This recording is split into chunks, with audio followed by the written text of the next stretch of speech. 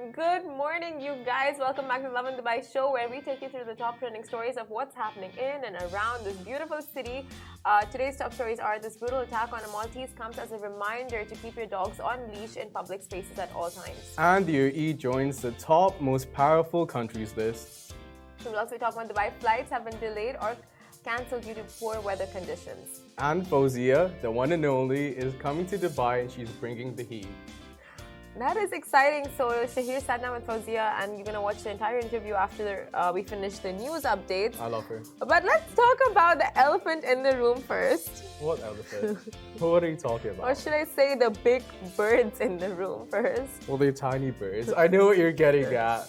What is this look? This is the most, I think, the office the world has ever seen Shahir dress up. Well, no, I think you're shocked because I took a shower today. I think that's what's going on. That too? I'm kidding. That adds to the shock factor. Well, why are you so shocked? I'm going to a premiere. So I was like, okay, get dressed now as opposed to getting dressed later. Do you like the birds? You look great. It's just like, it's very unique. It's a unique look. This choker necklace of yours. Is it a shock to the system? It's a shock. It's a good shock to the system. Well, it's a very, very expensive necklace. So let me be. How much? Like too much. More than I should have paid for birds that keep flipping. 200. 200? More. 200? Yeah. More than 200. Yeah, it's avant-garde D squared. Show some self-respect, Simran. But the birds keep flipping. It's not even staying in position. So not worth it. Like, it's poking my skin. The birds aren't staying in position. Like, with all the money I spent, could they not think to like have the birds on both sides? That's what's upsetting me. No, but then it would hurt you if it was on the other side as well, right? It because hurts you need already. to make the other side like flat. It hurts already. Like, it's a yeah. What was the most you spent on an item of clothing? I spent a lot on clothes, but let's talk about, our designer items really worth it? Because I know there are loads of times I've bought something from a really expensive, fancy store. And then the same thing you get in, like, maybe Forever 21 or Zara or Bershka or Pull & Bear. You take that back. No, you don't get the same thing. No, like the same designs, like a well, similar yeah, the design, but like you're also paying for the amount of time it took to make it, the materials, the class that comes along with it, the reputation. I feel like it's how you carry your clothes. Like, you should wear the clothes shouldn't wear you. Yeah, agreed. That's so true. But I also think it's better to look good than to feel good. Yeah. What? It's better to look good than to feel good, but you look good to feel good. No, they're not mutually exclusive in any way. Okay, but my point is, I feel like designer wear isn't always the best wear. Like, look at this necklace. It's so not worth it. But like, I feel like with women, you have bags. That's like your thing. Bags. Right? Yeah, bags are different. The Shoes leather, and bags are different. You're paying for like the leather, which you might have. Faux leather. Yeah, if you have issues with it, you specifically, you're paying for the quality. It always comes down to the quality and the amount of time spent on it. I agree with the handbags. I agree with the shoes. Just the clothes, I feel like, because people now, we tend, like, fast fashion and all of that. So it's like... Yeah, that's true. You can get something really nice for significantly less than a designer item of clothing.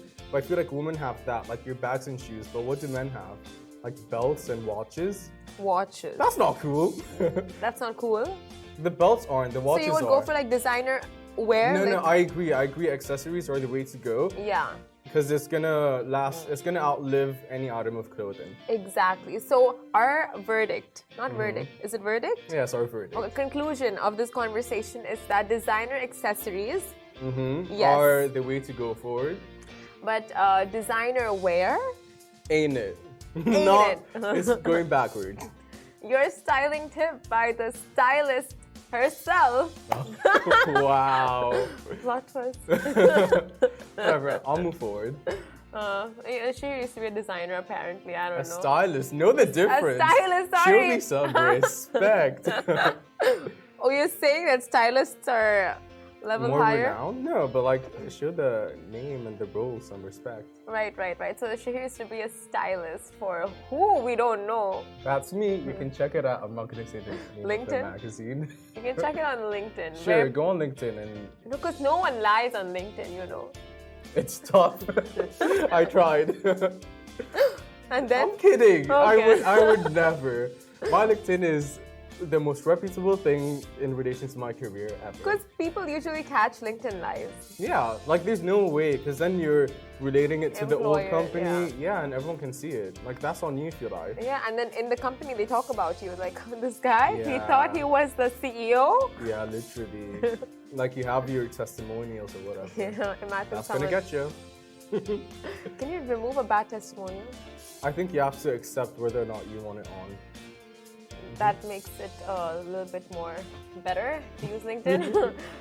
We'll move on to our first story now. This brutal attack on a Maltese comes as a reminder to keep your dogs on leash in public spaces. Now, of course, there's nothing pet parents wouldn't do to protect and safeguard their fur babies from the horrors of the world.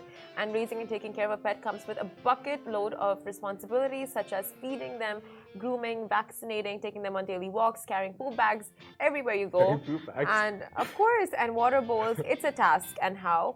And although hectic, it's more than rewarding when your dog showers you with unconditional love after you get home from a long, hectic, tiresome workday. But one vital pet owner duty is to keep your doggo on a leash in public spaces at all times. So Dubai residents were reminded of this as a result of a gut-wrenching attack on a Maltese earlier this weekend.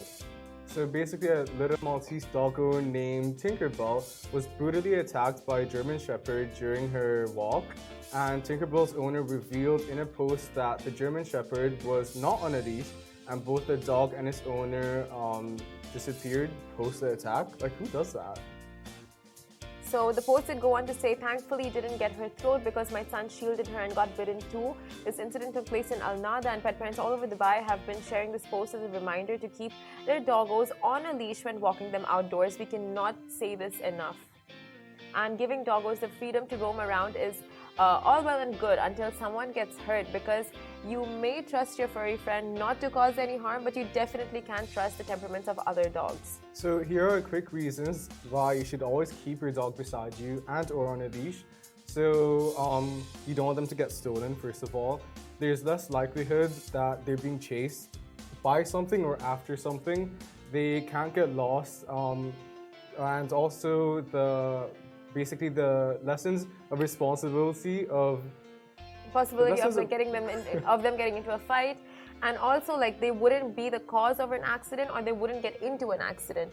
So it is so important that you keep your dogs on a leash, be it big dogs or small dogs, because either or, like they can, because dogs are so prone to fighting with each other and marking their territories and all of that. So, and this story is so horrific. Like, if you guys see the visuals beside us, this Maltese was really badly injured and just attacked by this German Shepherd. And it's definitely the German Shepherd, it's like you can't blame a dog. Yeah, exactly. Right? Like, it should have been on leash. Yeah, like it's habitual for the dogs to like do what they do, and just like certain things that animals do, you can't control it. It's just like nature.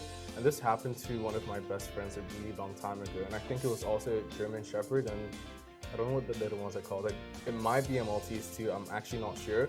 But the dog was like really badly injured and they had to take it to a vet, and it was literally just the worst situation ever. It's so scary for the owners and the pets and all of everyone involved in these situations.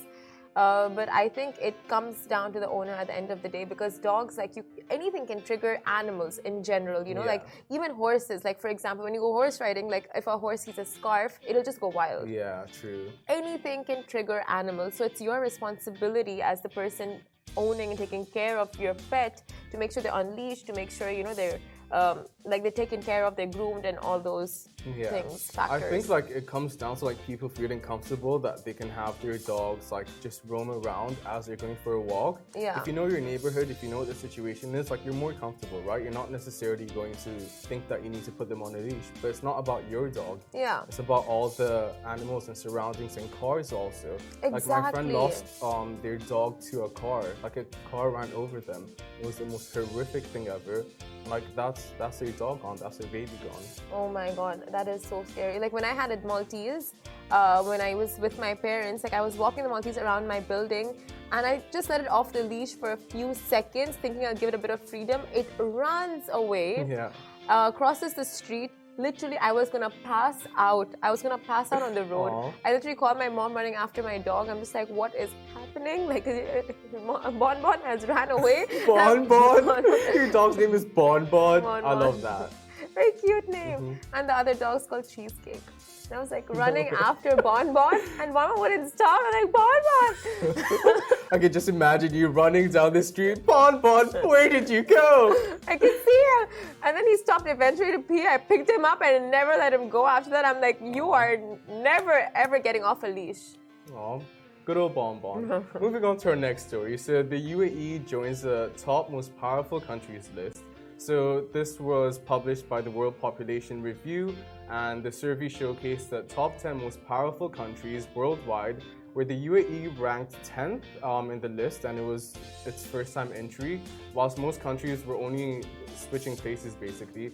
And the UAE was the only entry with a GDP of 421 billion. Whoa. Billion. Dollars? Yeah, I guess. Yeah, it says dollars. Yeah, it is dollars. Okay, so the US News and the World Report, in partnership with BAV Group and the Wharton School and of the University of Pennsylvania, ranks the world's most powerful countries annually. And in 2021, the report surveyed over 20,000 people across the globe. And also, the survey asked to associate 80 different countries with 5 attributes, being military alliance, international alliance, political influence, and economic influence and leadership. Oh, wow. So it is important to note that the survey took place in 2020 and the results were published in 2021. However, the results of the survey were of the most powerful countries in 2022. That is interesting. That is interesting. Yeah. I just want to see who all have joined in our lives, and if anyone has noticed Shahir calling survey. I said surveys. Oh my, it's one attack after another with you, Simran. No, just kidding. Someone said they can't hear anything during our conversation. Is that legit? Live? Yeah. It's not legit. With no audio. Oh, see, they started their daily show with no guys, can y'all? I don't think Instagram can hear us. Instagram also has been glitching a lot recently. I'm so sorry about it, you guys. It's Instagram, not even us.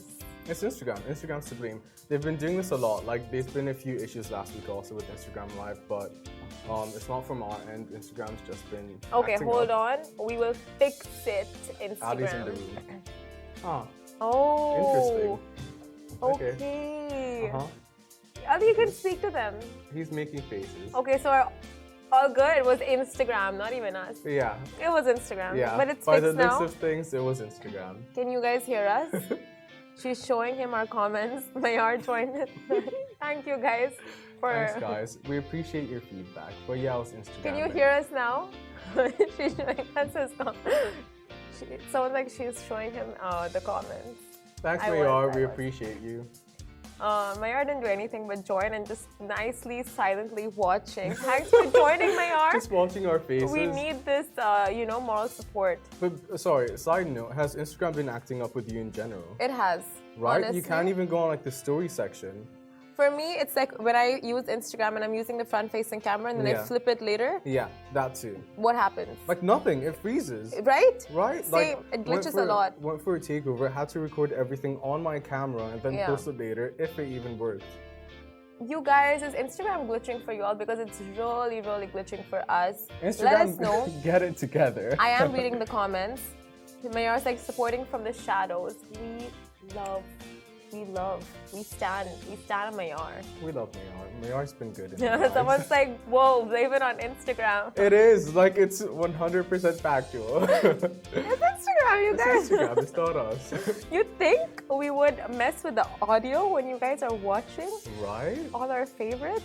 Speaking of bad conditions. Speaking of bad conditions, let's talk about flights now. So Dubai flights were delayed or cancelled due to poor weather conditions over the weekend. Now the weather has been the kind that would shut out, that you would want to shut out the curtains because it's just not that pretty of a sight. And it's all sort of sand and dust, reducing the visibility that residents couldn't see the Burj Khalifa or the person standing right next to them because the sandstorms were so bad. And flights, of course, were affected by that. And over 10 flights were redirected. Some were postponed and some were just cancelled. So, Dubai International Airport stated that 10 inbound flights were diverted to Dubai World Trade Center and other neighboring airports, passengers have sent many complaints to Dubai airports to sort out the entire situation, and many reported long queues at check-in desks and transit desks as well, with little information as to what was happening, which can get very annoying for everyone. Yeah, so, okay, you guys, before I read your comments, which is very interesting, I'll tell you guys about the story and what people were saying on Twitter. So there was a lot of frustration and people were just like really unhappy with, the lack of communication from the airlines. Exactly. So people were like, my flight has been cancelled to Dubai from Manchester until tomorrow due to a sandstorm. The communication from the Emirates Airline staff is truly appalling. We are currently stood in an extremely long queue. No idea where this is going, where we're going. Nobody has bothered to tell us or update us. Absolutely incompetent. Oh my God. Almost 3 hours standing in connections desks, and hundreds of people are waiting like me, utter chaos. And people just went on to really voice their frustration. Yeah, as they should on Twitter, especially. Yeah. Like, good old Twitter, people say what they want to say. But like, for me personally, I hate going to the airport, period. And for me to go and then there's a delay and to have like lack of communication, all airports do this. Like, it's not cool. But yeah, like even last night, random, I had a dream that I flew to London and forgot my luggage and had to go back. And just the entire situation, like I woke up in the worst mood ever. But that was a dream for you. That's a reality for so many. Can you imagine? And I was frustrated. So like, I can only imagine how annoying it can get when there's lack of communication. Like, if you were told like, hey, this is the situation, like the dust storm's doing its thing. Yeah. Like you'd be more accepting of like, oh yeah, this makes sense as to why the flight's delayed. But if you're standing there for 3 hours, like, do I get a Starbucks now or should I wait? Will the flight leave me? Exactly. And there's so many, like when you're traveling, right? So many things are involved, like the people receiving you at the other end, at your destination. And so many factors are involved, like your hotel bookings, your meetings and all of that. So like not to update passengers, I would think is a little unorganized, but of course we know the summer period has been dicey for travel in general. Like as things are picking back up and like things are changing, and like Heathrow has been too full, full in terms of capacity, and now Dubai had like this weather condition to deal with. So I think like everyone's just trying to get their reins back on again. But also for those 10 flights that have been redirected or not the best situations, they were provided with hotels to stay in the meantime until everything was resolved. So there was that. Depends what hotel. But like there was some form of compensation or understanding or middle ground for them. Okay, you guys, someone in the comments, Instagram, the comments are funny. So funny. Like I'm trying so hard to hold it together. Someone said, have a nice day all. Thanks, Nikki, Ahmed. I'm getting a call. Now Instagram is glitching again because of this call. Who is calling this early in the morning? It's just not done. Oh my God, Instagram's doing a thing. What is happening? Okay, anyway, I'll tell you guys what else, right? So someone messaged, blame it on the sandstorm, blame the audio. Someone said blame the new audio on the dog. Like my dog ate my homework situation. Good one. I think we should we literally stopped working on Instagram now. No way. Who called and disrupted, honestly? No, we're frozen. It literally is Instagram. Like there's been a lot going on with Instagram. Okay, Instagram, so people are joining. Come on, Instagram. We asked for one thing. This is us, right? I know, it's literally Instagram glitching. Okay, well that's it. Guys, up next we have the interview that I had last week with Faouzia. She's coming next week. She's an icon, she's a legend, and she is very much the moment. She's got the voice of 1,000 angels, and she's gonna be here 21st of August at the Agenda, so be there, be square, and catch the interview right after the short break.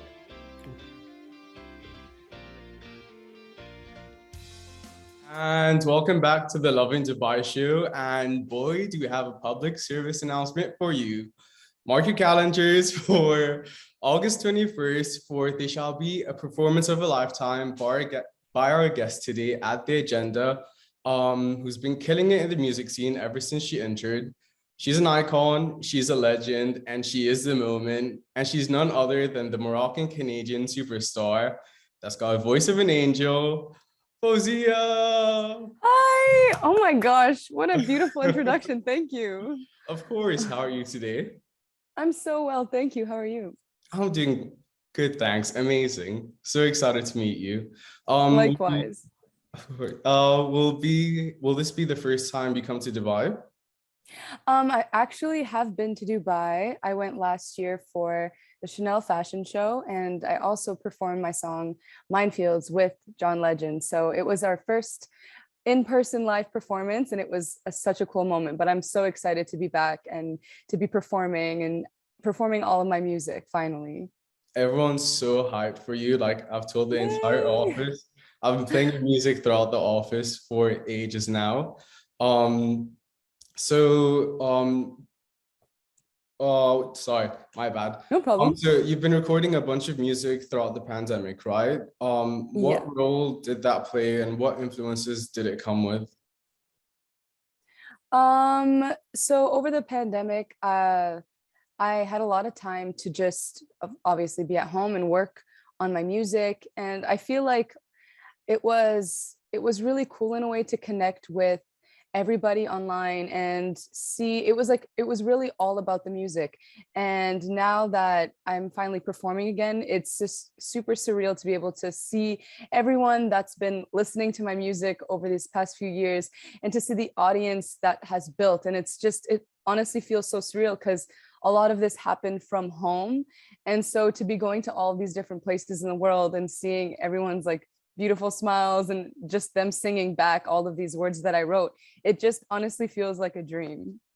Your music is crazy and your career so far has been like skyrocketed since the very start. You've Thank worked with you. a bunch of major names.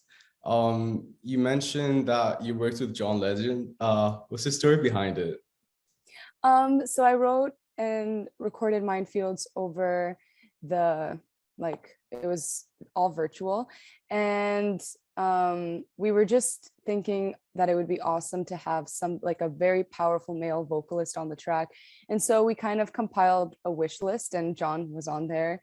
And when you make a wish list, you don't really expect for it to come true, but like literally like 2 weeks later, his voice was sent back to us on the track, and hearing him harmonize with my vocals, it was honestly like one of the top 5 craziest moments of my life. I remember just being like, what is going on? And so it was a very natural and gradual process. And yeah, then everything fell into place. It's all about manifesting, like writing things down really is For the trick. real, yeah.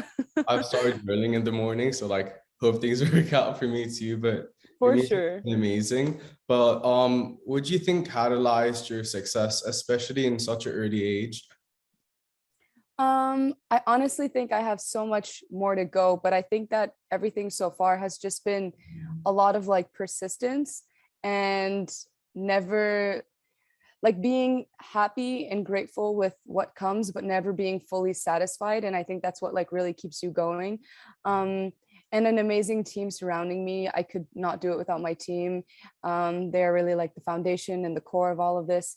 And just like my love for music. It's a really difficult industry for sure. And I feel like my love for music is what keeps me going and what keeps me just like fueled and excited for the next chapter. But yeah, a lot of like hard work and determination for sure. I'm so excited to see where it goes. Thank You've you. shocked the world.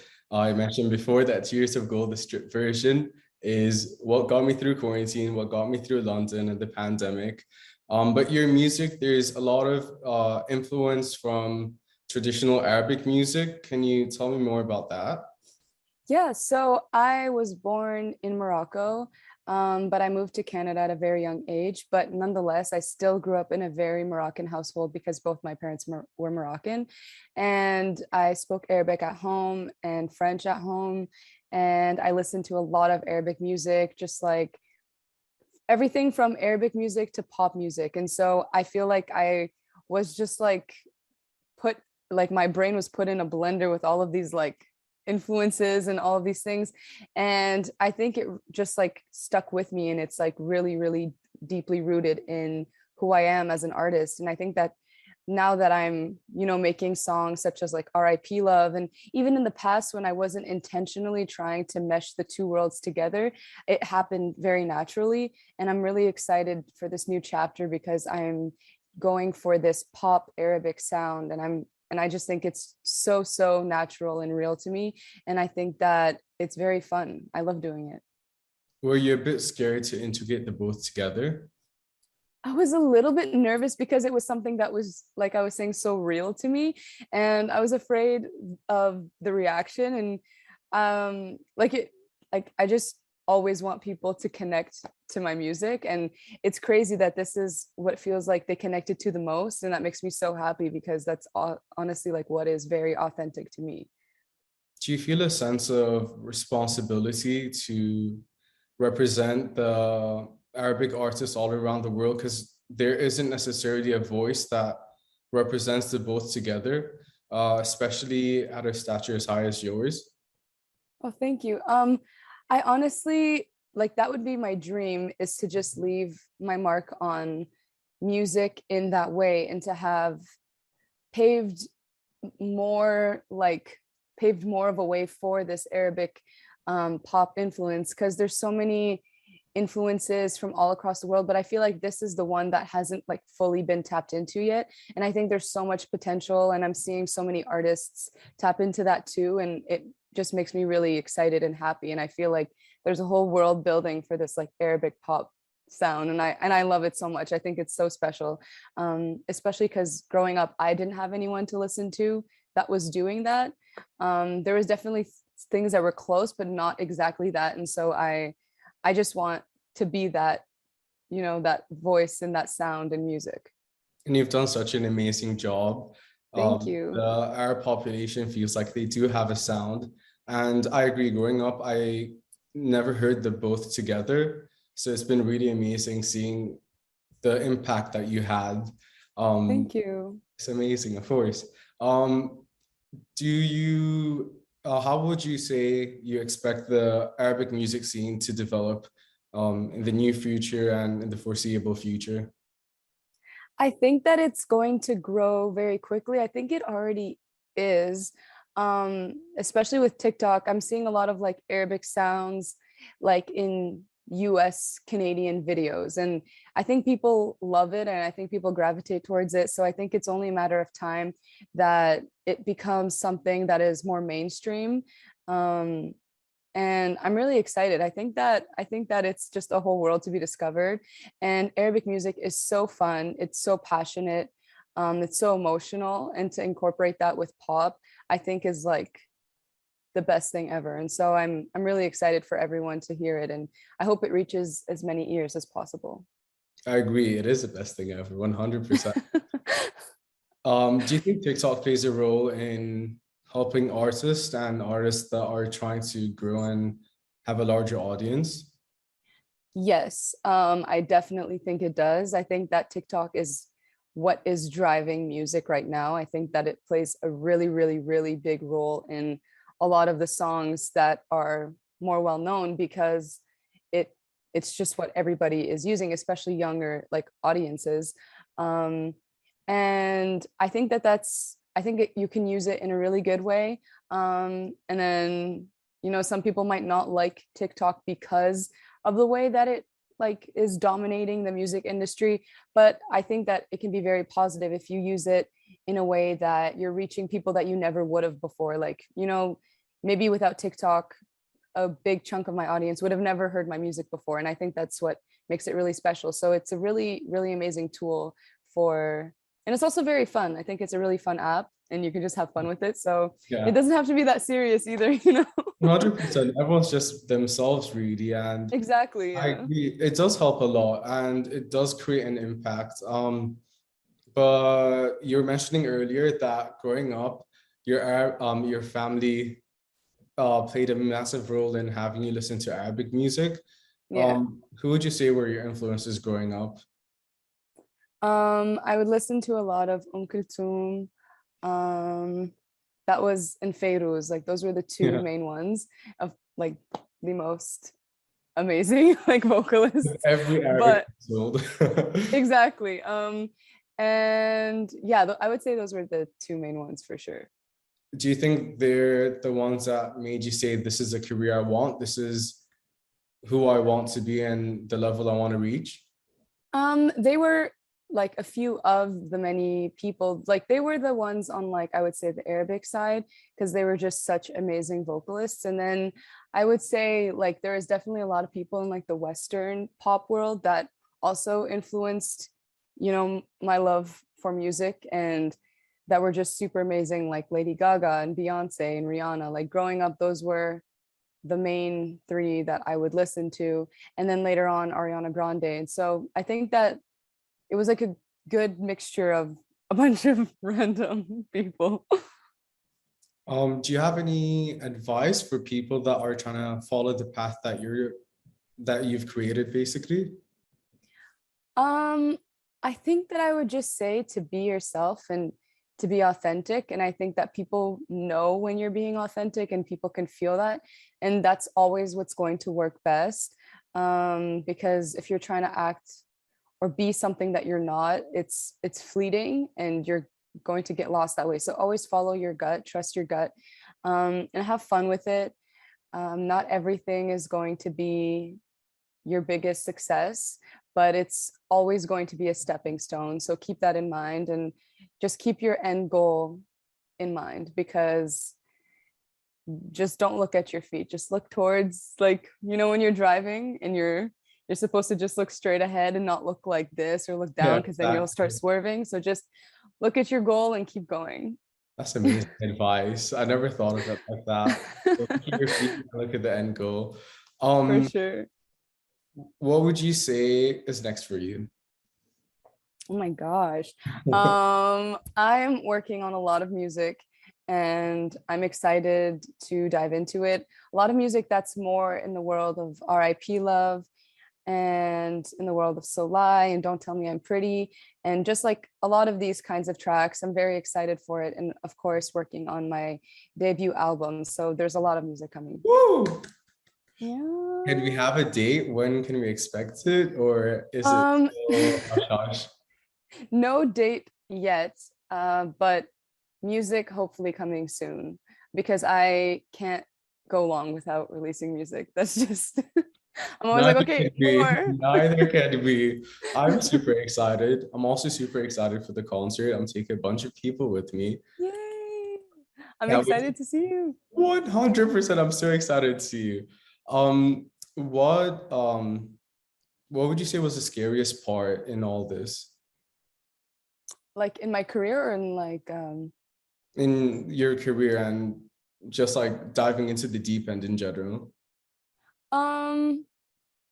I think the scariest part is not knowing what's going to happen, because I'm sure every artist would say, like, you really put your like everything into what you do, and sometimes it just doesn't, you know, go the way that you planned. And that's really terrifying, because you just never know what the outcome is going to be, ever. Like, you don't know, but you just got to keep going. Like, life will take you wherever it wants to take you. So I think that's what's the scare. Like, it still scares me to this day. I'm like, I don't know where this is going to end up. Like, I still don't know, but I'm just kind of, you go into this blindly, and you just trust the process and trust that it'll be good in the end. It's only uphill from here.